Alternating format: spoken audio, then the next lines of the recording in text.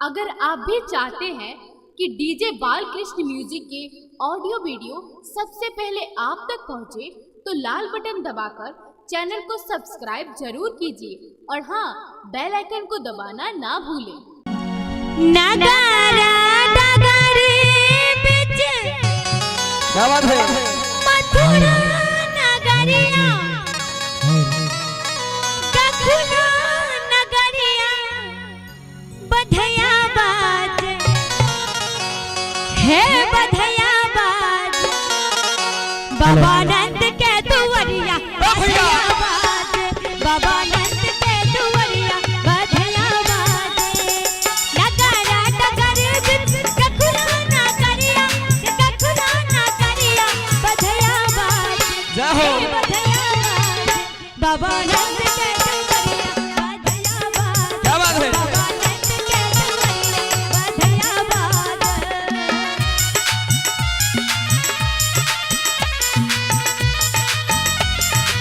ओ भैया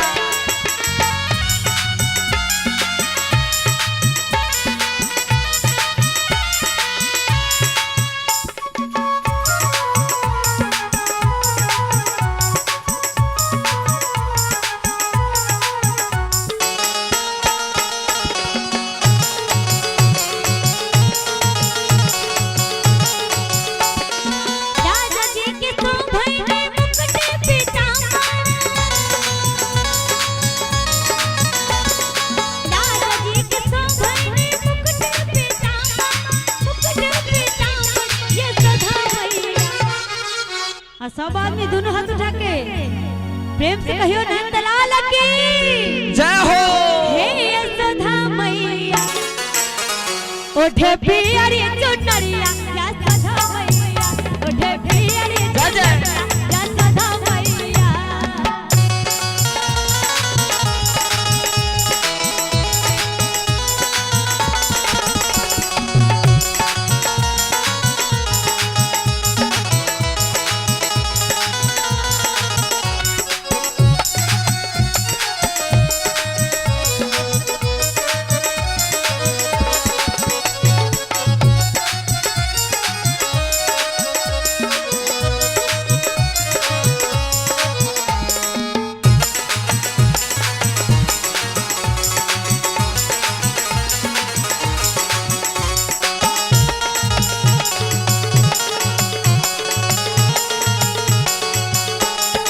राजा जी लुटा बने अनधन सोनवा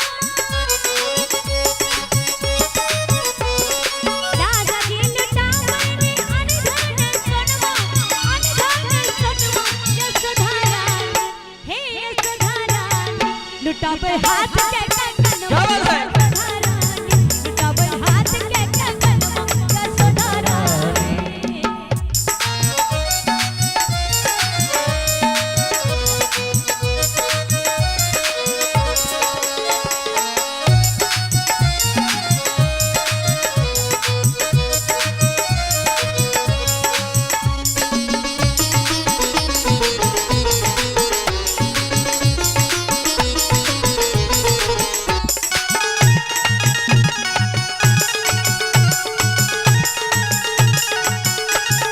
देव सब मिल जुले फूल बरसावे देव सब मिल जुले फूल बरसावे सब आदमी दोनों हाथ उठा के प्रेम से कहियो नंदलाल की नहीं सुनो एगो बात होते आओ। अब तो ये अपना के प्रोग्राम में चलते या बंदे भोजते दुइयो के बात। ए बात बताओ, ताली बजेबे न सब आदमी ओना हमर पार्टी सब घर में आल छै है के पार्टी सब ठंडा लिया ठंडो लागे छै सेहो बात छै। तो एगो बात छै, टेंशन नहीं लिया कर ओहना के तोड़िए से कनी थपड़ी बजा दियो सब आदमी, तो जयकारा तो बोल सके छी ना। बोल दे भैया शेरा वाली की कहे छै आय हो। ई कोन बात बोल अहाँ सब भाई सब कनी पावर दिखा दियो अपन वाला हेरका करे। बोल दे भैया शेरा वाली की से हम भगता जय जय। से हम भगता हुनकर भजनिया से हम भगता हुनकर भजनिया